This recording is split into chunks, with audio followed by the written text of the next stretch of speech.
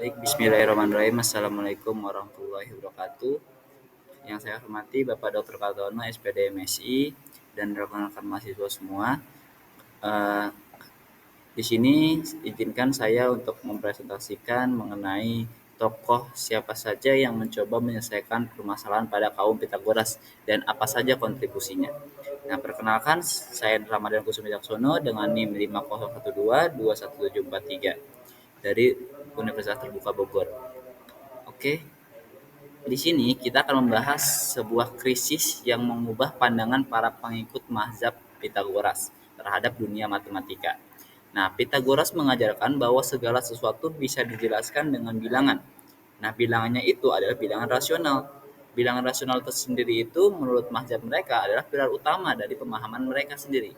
Namun, penemuan bilangan irasional seperti akar 2 menjadi tantangan besar bagi mereka. Dan bilangan irasional itu kan bilangan yang tidak bisa kita tuliskan sebagai bentuk bilangan pecahan.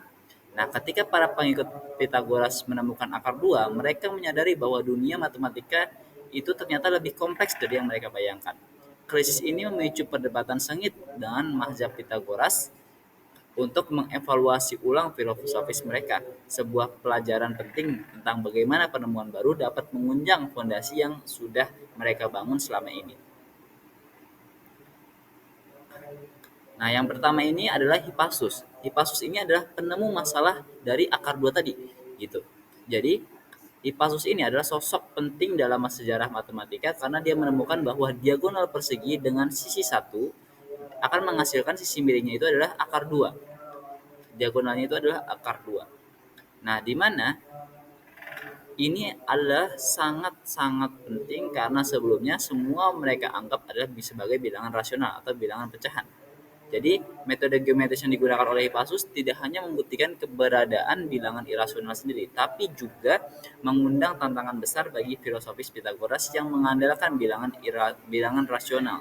Nah, penemuan ini menandai titik balik dalam perkembangan matematika saat itu. Lalu yang kedua ini ada Theodorus. Theodorus ini adalah sang perluas masalah. Jadi Hippasus dia menemukan bilangan irasional akar 2. Nah, Theodorus ini menunjukkan bahwa irasionalitas bukan hanya anomali, tetapi bagian integral dari matematika. Contohnya itu adalah spiral Theodorus adalah contoh sempurna bagaimana segitiga siku-siku membentuk pola yang menunjukkan banyaknya bilangan irasional.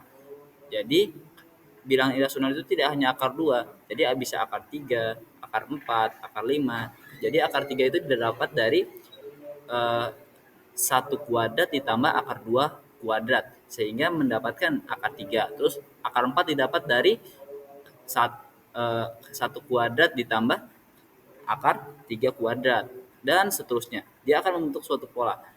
Nah, jadi maksudnya di sini Theodorus itu si Hippasus itu dia menemukan satu monster. Monsternya itu adalah akar 2. Nah, lalu Theodorus ini dia menemukan segudang monster gitu yang nggak hanya akar 2 tapi ada akar 3, akar 4, akar 5 gitu. Nah, dunia Pitagoras dulu diyakini sempurna dan teratur, diatur oleh rasio bilangan bulat. Namun penemuan akar 2 oleh Hippasus menguncang keyakinan itu karena menunjukkan adanya besaran nyata yang tak bisa diukur dengan bilangan rasional. Krisis ini diatasi oleh Eudoxus dan Euclid.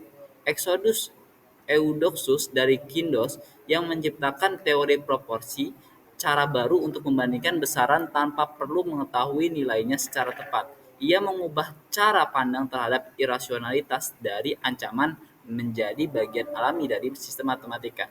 Kemudian, Euclid dari Alexandria mengabadikan gagasan dari Eudoxus dalam buku 5, The Element, menyusunnya secara logis dan sistematis sehingga menjadi fondasi matematika yang kokoh. Kolaborasi ide mereka menyelamatkan matematika dari krisis, membangun dasar baru yang tidak hanya menerima bilangan irasional, tetapi juga membuka jalan bagi kemajuan besar di masa depan seperti kalkulus yang kita nikmati saat ini.